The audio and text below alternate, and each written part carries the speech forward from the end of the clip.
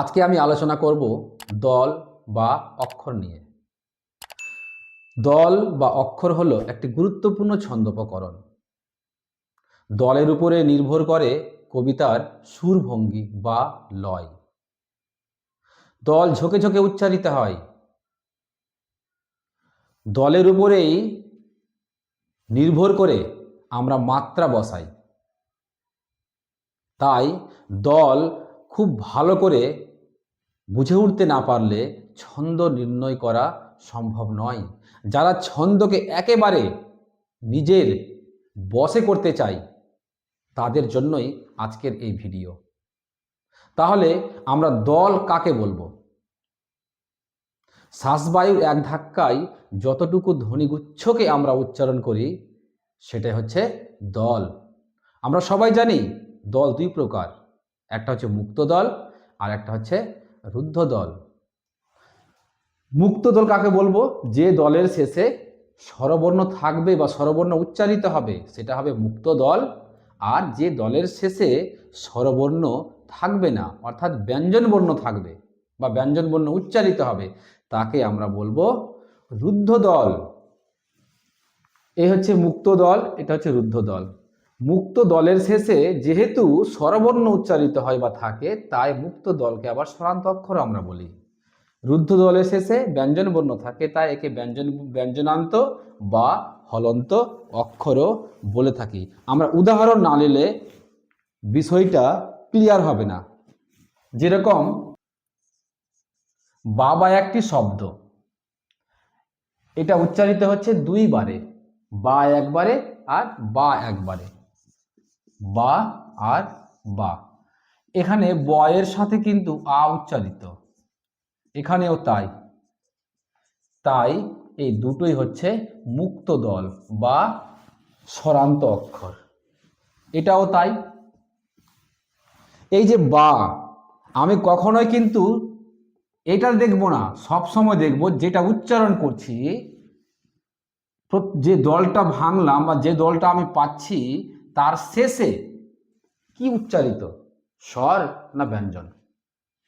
যদি ব্যঞ্জন বর্ণ উচ্চারিত হয় তাহলে রুদ্ধ দল, আর যদি স্বরবর্ণ উচ্চারিত হয় তাহলে সেটা হবে মুক্ত দল। তাহলে এখানে বাবা শব্দটিতে দুটি দল আছে আর দুটি দলই হচ্ছে মুক্ত দল। কারণ এই যে একটা দল বা আর বা দুটোতেই আ উচ্চারিত, সবসময় উচ্চারণ করে দেখতে হবে।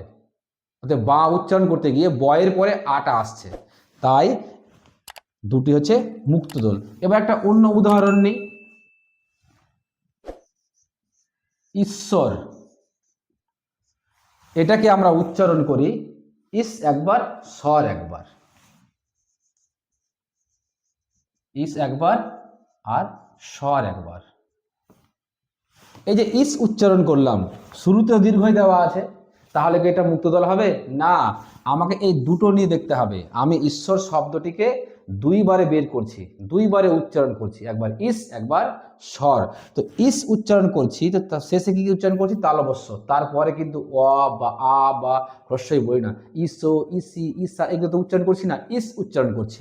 তাহলে তালবস্যের পরে কোনো স্বরবর্ণ আমি উচ্চারণ করলাম না, তাই এটা হয়ে যাবে রুদ্ধ দল। এবার থাকলো স্বর। এই যে স্বর উচ্চারণ, এগুলো স্বর উচ্চারণ। এই স্বর উচ্চারণ করতে গিয়েও র এর পরে কোনো অ আ হ্রস্বই এগুলো উচ্চারণ করছি না, রতেই শেষ, তাই স্বরটাও হয়ে যাবে রুদ্ধ দল।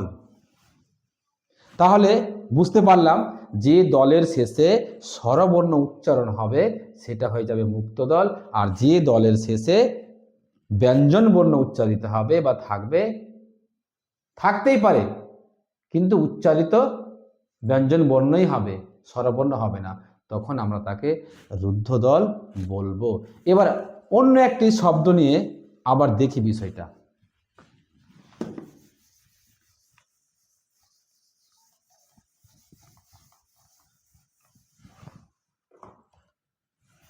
রবীন্দ্রনাথ একটি শব্দ, রবীন্দ্রনাথ একটি শব্দ। এই শব্দটিকে আমি কয়টি দলে উচ্চারণ করছি? র, বিন, দ্র, নাথ। তাহলে র একটা, বিন একটা, দ্র একটা, নাথ একটা, অর্থাৎ রবীন্দ্রনাথ শব্দটিতে 4টা দল আছে। এবার এই 4টি দলের মধ্যে কোনটা রুদ্ধ কোনটা মুক্ত সেটা এখন দেখব। র এর সাথে উচ্চারিত হচ্ছে র প্লাস অ।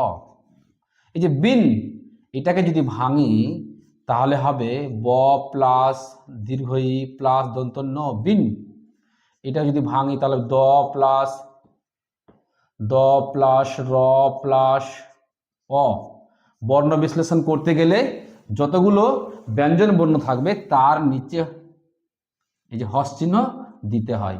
এবার নাথ, নাথকে যদি ভাঙি তাহলে পাবো দন্ত ন প্লাস আ প্লাস থ, রবীন্দ্রনাথ। এই যে 4টাকেই আমি ভেঙে ফেললাম। এবার দেখব এখানে র, এর সাথে কিন্তু অ উচ্চারিত, তাই এটা হচ্ছে মুক্ত দল, অর্থাৎ র হচ্ছে মুক্ত দল। বিন, এই যে বিন শেষে কি আছে দন্ত ন, এই দন্ত নয়ের পরে কিন্তু কোনো স্বর উচ্চারিত নাই, তাই এটা হয়ে যাচ্ছে রুদ্ধ দল।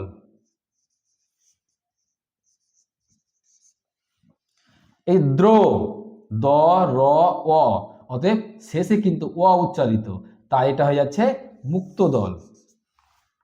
এবার আবার চলে আসি নাথ, দন্ত ন প্লাস আ প্লাস থ, থ এর পরে কিন্তু কোনো স্বরবর্ণ উচ্চারিত নাই বা হয়নি, তাই এটা হয়ে যাচ্ছে রুদ্ধ দল। তাহলে রবীন্দ্রনাথ শব্দে 4টি দল পেলাম, 2টি হচ্ছে মুক্ত আর 2টি হচ্ছে রুদ্ধ। রটা হচ্ছে মুক্ত আর দ্রটা হচ্ছে মুক্ত, আর বিন আর নাথ এই দুটো হচ্ছে রুদ্ধ দল। এবার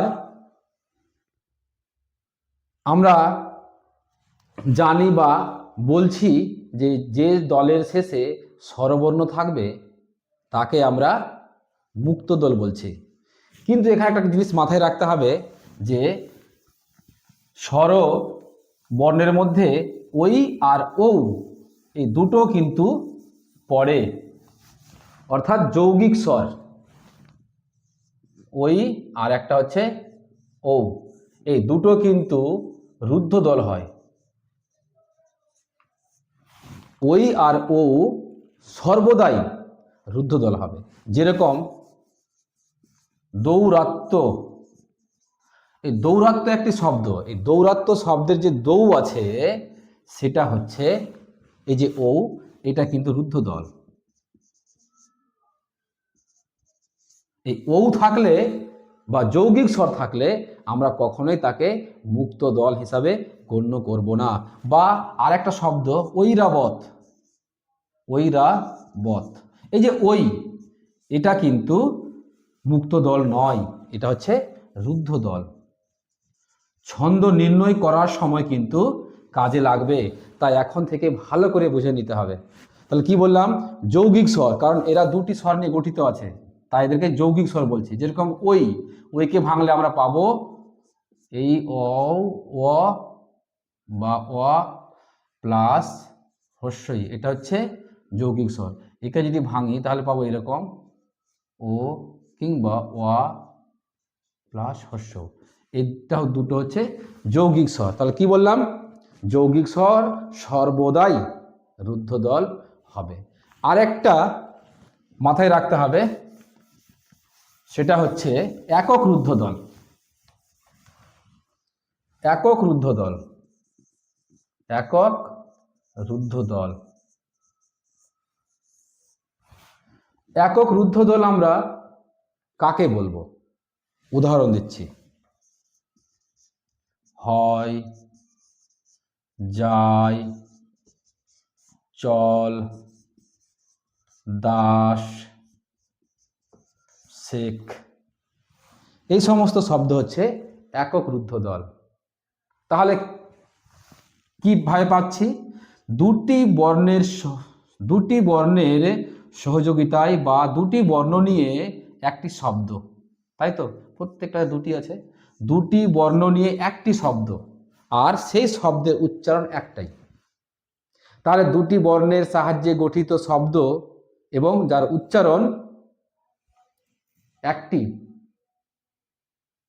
সেটাই হচ্ছে রুদ্ধদল। আবারও বলছি যে একক রুদ্ধদল হচ্ছে দুটি বর্ণ নিয়ে গঠিত হবে আর উচ্চারণ হবে একটাই।